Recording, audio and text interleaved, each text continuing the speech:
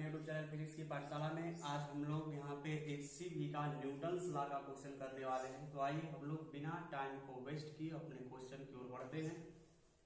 आइए 25 number question है आपका HCV बुक का, जिसमें कहता है कि जितने एक फिगर में दे रखा है उसने कहा है कि consider the situation shown in figure, all the surfaces are frictionless and the spring and the pulley are light, find the magnitude of the acceleration of the two blocks. एक आपका क्वेश्चन है जिसमें आपका जो है दो प्रकार के इंक्लाइन सरफेस है।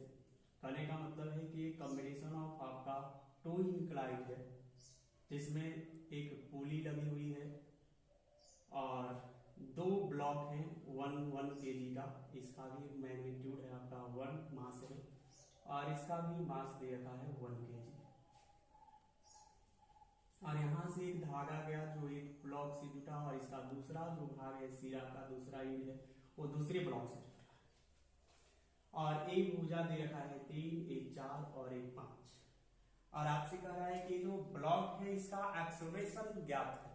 तो कैसे ज्ञात करेंगे, तो आइए हम लोग इसकी चर्चा करते हैं। तो सबसे पहले न्यूटन्स लॉ में जो भी आपको नियम बताए गए हैं उस नियम को फॉलो करना होगा। तो अगर आपने न्यूटन्स लॉ पर आधारित प्रश्नों को हल करने की विधि नहीं पढ़ी है तो इस पर पहले जो है एक वीडियो आपके यूट्यूब चैनल पर जो है अपलोड किया गया, आप वहां से देख सकते हैं। हम लोग चलिए इस क्वेश्चन को करते हैं कि इसमें जो है आपको सबसे पहले सिस्टम पहचान करना है। अब सिस्टम पहचान करेंगे हम लोग, तो सिस्टम के पास जो है कौन कौन से फोर्स लगे उसके ऊपर उसको ज्ञात करेंगे। तो आइए देखते हैं हम लोग कि एक ब्लॉक जो है इस सरफेस के कांटेक्ट में है तो इसकी वजह से क्या लगेगा, यहाँ पे नॉर्मल फोर्स लगेगा जो कि सरफेस के बिल्कुल लंबवत होगा, परपेंडिकुलर। और अगर इसके पास मास है तो इसके पास mg लगेगा। ए ब्लॉक है तो ये भी आपका सरफेस के कांटेक्ट में है, यहां भी आपका नॉर्मल फोर्स लगेगा और इस पर आपका mg फोर्स लगेगा। अब बात आती है कि आपको फोर्सेस को रिजोल्व कर दें, तो रिजोल्व आप करोगे along acceleration and perpendicular to acceleration. Perpendicular to acceleration की आपको जो है समीकरण लिखना पड़ेगा, पैरेलल टू एक्सेलरेशन आपको जो है समीकरण लिखना पड़ेगा, इक्वेशन लिखना पड़ेगा।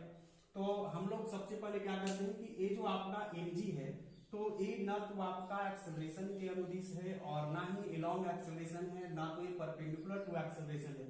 मान लीजिए कि ये ब्लॉक जो है आपका एक त्वरण से इधर की ओर जा रहा है, तो एक ब्लॉक जो होगा सेकंड वाला ये भी एक त्वरण से कहां जा रहा होगा, अप द प्लेन जा रहा होगा। तो ये डाउन द प्लेन जा रहा है, अप द प्लेन जा रहा है। तो आप देखिए कि आपका जो एक्सेलरेशन है ये नॉर्मल तो एक्सेलरेशन के परपेंडिकुलर है, लेकिन mg जो है एक्सेलरेशन के पैरेलल और ना ही परपेंडिकुलर है। तो इसका हम लोग क्या निकालेंगे, कंपोनेंट निकालेंगे। तो एक कंपोनेंट आप निकालोगे तो एक कंपोनेंट तो इधर जाएगा आपका और दूसरा कंपोनेंट जाएगा इस डायरेक्शन। उसके बाद इसके लिए अगर चले तो एक कंपोनेंट इसका इधर की ओर जाएगा, दूसरा कंपोनेंट इधर की ओर जाएगा। अब आ जाती है कि थीटा क्या है, क्योंकि कंपोनेंट निकालने के लिए हमको थीटा की आवश्यकता पड़ेगी। तो थीटा कैसे निकालेंगे, तो आप जरा सोचो कि एक राइट एंगल ट्रायंगल 3, 4, 5, तो कहीं ना कहीं ए वाला एंगल जो है वो कितने है, 90 डिग्री है। तो ए वाला थीटा और ए वाला एंगल ए कितना, तो हम एक लोग निकाल सकते हैं कि आप साइन थीटा बराबर आपने को लगा साइन थीटा बराबर p बटा h होता है।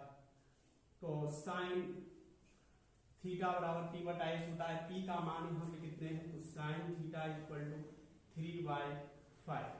तो थीटा इक्वल टू कितने निकल करके आ जाएंगे, 37 डिग्री।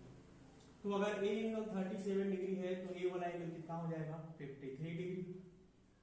अब जो है कंपोनेंट निकालोगे तो ए एंगल अगर 53 है तो ए बी एंगल आपका कितना हो जाएगा, 53 डिग्री और ए वाला एंगल कितना हो जाएगा, 37 डिग्री।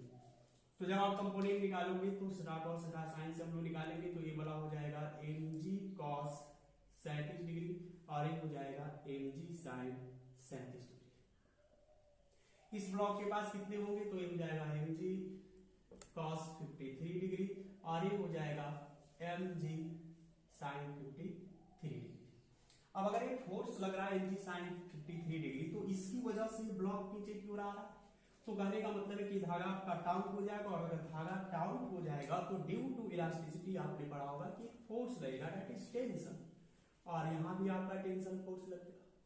धागा समान है, एक ही धागा है, टेंशन क्या होगा, समान होगा। तो अगर यहाँ पे टी टेंशन, यहाँ भी टी टेंशन, लाइट धागा है तो हर जगह टेंशन कितने होंगे, टी। अब हम लोग जो है इक्वेशन लिखना शुरू करते हैं। तो मान लीजिए लीजिए कि ये ब्लॉक आपका ए है, ये ब्लॉक आपका बी है, तो फॉर ब्लॉक ए के लिए अगर चले, for block A, for block ए के लिए अगर आप चलेंगे तो फॉर ब्लॉक ए पे परपेंडिकुलर टू एक्सेलरेशन क्या हो रहा है, परपेंडिकुलर टू एक्सेलरेशन, तो perpendicular to acceleration net force कितने होते हैं, 0। Perpendicular to acceleration net force 0 हो गया। तो आप देख रहे हो कि एक आपका परपेंडिकुलर से एक एन लग रहा है और एक आपका mg cos 53 डिग्री है, इक्वल टू क्या हो गया 0। अब कहोगे कि माइनस चिन्ह क्यों आप घटा क्यों दिए, तो बाबू ये दोनों के बीच में एंगल कितना बन रहा है 180 डिग्री, और हमने वेक्टर में पढ़ा है कि जब दो वेक्टर के बीच में एंगल बनता है 180 डिग्री, हम लोग क्या करते हैं इसको माइनस करते हैं। तो आपका जो है नॉर्मल बराबर आ गया n बराबर mg cos 53 डिग्री। अब पैरेलल टू एक्सेलरेशन चले, इलॉन्ग एक्सेलरेशन क्या होगा इक्वेशन, तो इलॉन्ग एक्सेलरेशन अगर हम लोग चले तो along acceleration F net equal to ma होता है। अब नेट फोर्स निकालेंगे तो फिर से देखो कि एक mg sin 53 डिग्री है, एक t है आपका, दोनों के बीच में एंगल कितना बन रहा है 180 डिग्री। अब बात आती है कि अगर 180 डिग्री है तो हमको घटाएंगे कैसे, तो बड़ा में से छोटा, तो फिर भाई बड़ा कौन सा बल है, तो जो भी बल त्वरण के अनुदिश लग रहा होता है वो फोर्स क्या होता है, बड़ा होता है। यहाँ पे mg sin 53 डिग्री जो है वो बड़ा है, तो mg sin 53 degree minus t equal to ma।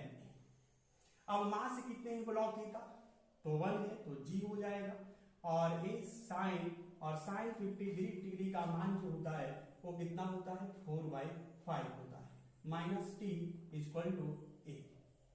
ये इक्वेशन नंबर आपके फर्स्ट आ गए फॉर ब्लॉक ए से। अब जो है हम लोग ब्लॉक बी के लिए चले, तो फॉर ब्लॉक बी, तो ब्लॉक बी के लिए अगर चले तो फिर से वही चीज हम लोग करेंगे, perpendicular to acceleration, parallel to acceleration. तो परपेंडिकुलर टू एक्सेलरेशन क्या होगा, तो परपेंडिकुलर टू एक्सेलरेशन आपका हो जाएगा a equal to mg cos 37 degree, direct हमने लिख दिया n minus mg cos 37 degree equal to 0, so n equal to mg cos 37 degree. Now we are calculate to parallel to acceleration और along acceleration। तो along acceleration आपके force क्या लेंगे, F net equal to m, तो F net है कितना, तो चलिए लिख लेते हैं F net इक्वल टू क्या हो गया ma हो गया।